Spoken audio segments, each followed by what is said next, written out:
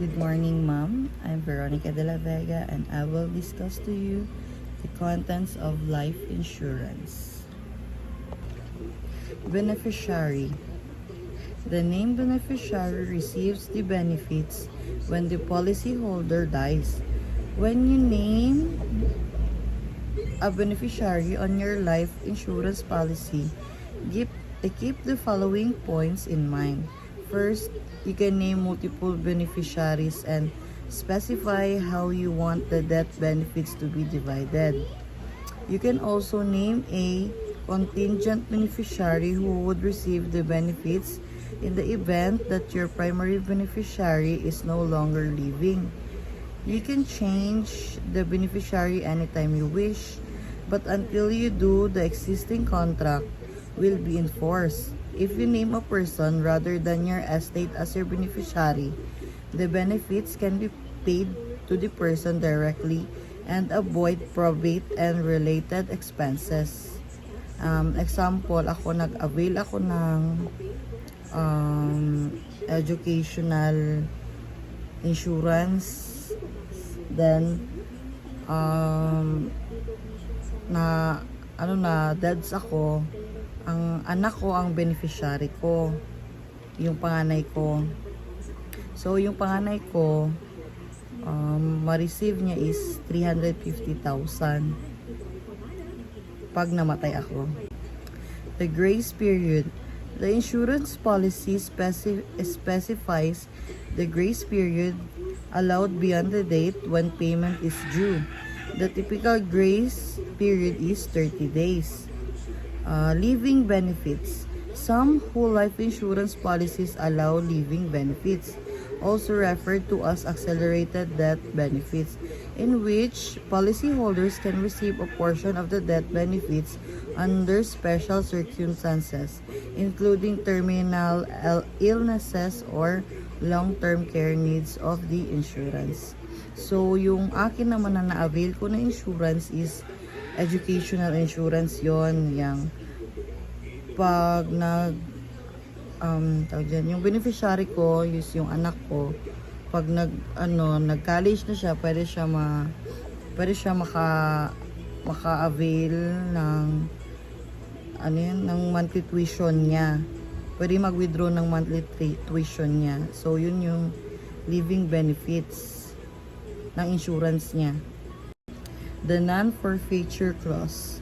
A key provision of the whole life policy is a non-forfeiture clause, which allow you to use the accumulated cash value if you terminate your whole life policy.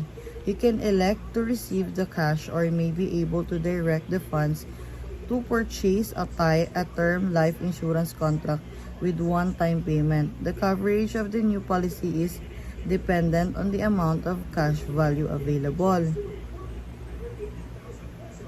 The loans.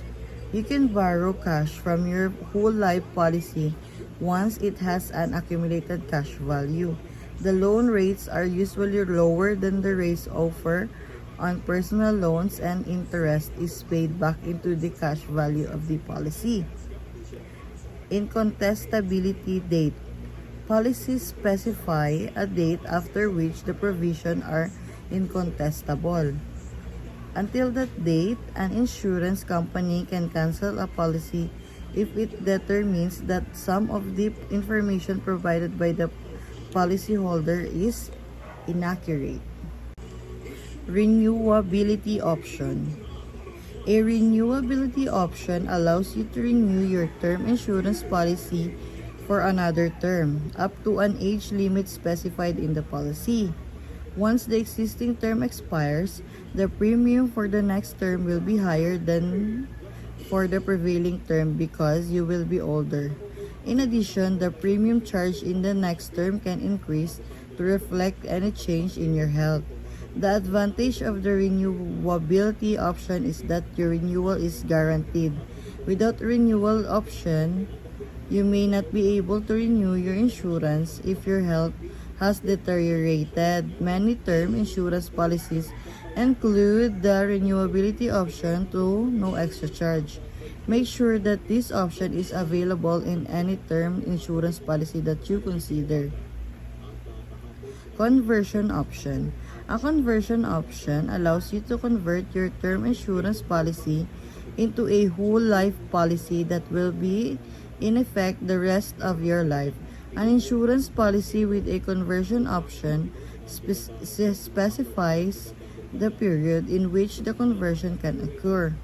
At the time of this conversion, the premium will be increased, but it will then stay constant for the rest of your life. The settlement option. Settlement options are alternative ways beneficiaries can receive life insurance benefits in the event that the insured person dies. Normally, the benefits are not taxed, although there are some exceptions beyond the scope of this text. When you purchase a life insurance policy, you select the settlement option that is most appropriate for your beneficiaries. The appropriate option is dependent on the needs and other characteristics of the beneficiaries. Some of the common options are identified next: the lump sum, installment payments, and the interest payments. Selecting a life insurance company. All life insurance companies are not the same.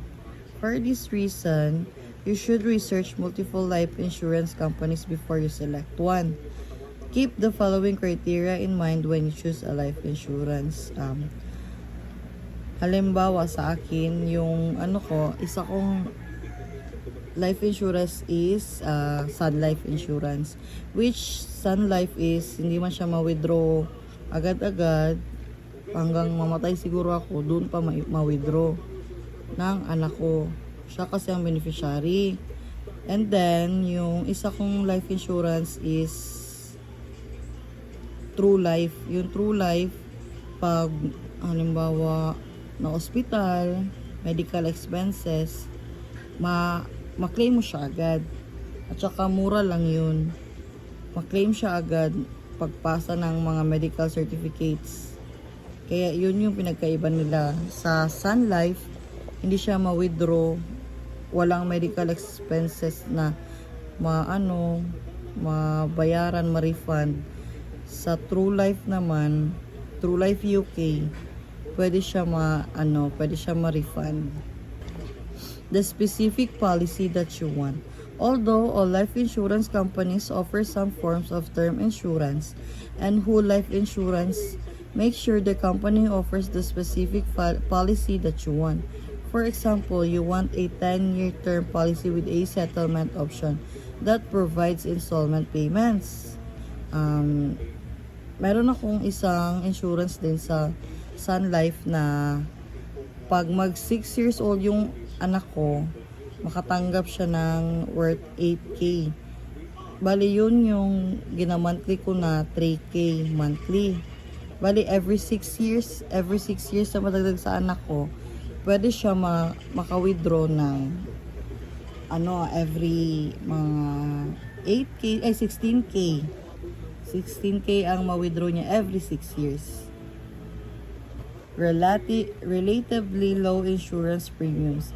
The cost of insurance is an important factor to consider when selecting a particular life insurance policy.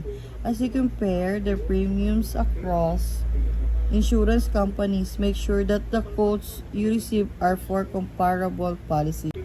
Strong financial condition. As mentioned earlier, policyholders rely on a life insurance company to survive in the long run, so that income serves them on their debt. If a life insurance company fails, it will not pay the benefits of its policyholders and receive the benefits that they deserve. Thus, it is important to assess the financial condition of the life insurance company before you purchase an insurance policy. Kasi may mga insurance policy may mga insurance company na nagbabankrupt, kaya need mo talaga ng strong financial conditions kasi long term good yung pera mo, hindi mo siya mabawi kapag na-bankrupt ang isang company. The services. Make sure the insurance company will provide you with the type of service that you can expect. For example, you may want to ensure that the insurance company can supply convenient online services. If you want to discuss possible changes to your life insurance policy in person, you may consider choosing an insurance company that has a branch close to your residence.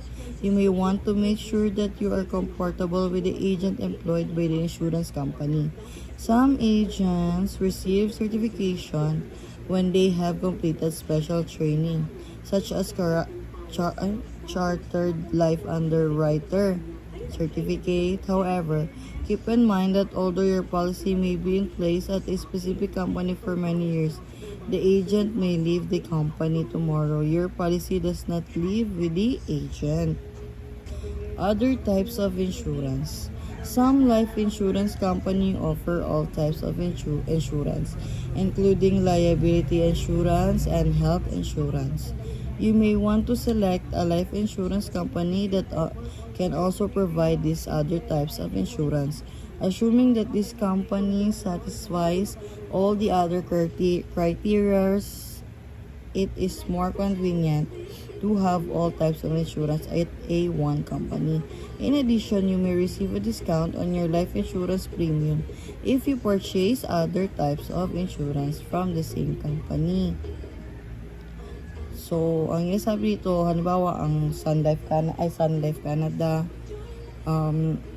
mag-avail ka doon ng tatlong insurance like sa health mo, and then sa retirement mo, and sa medical expenses mo, ganun. How life insurance fits within your financial plan. The following are the key decisions about life insurance that should be included within your financial plan. Do you need a life insurance? What type of life insurance is most appropriate for you? How much life insurance should you plan for in the future? That's all. Thank you.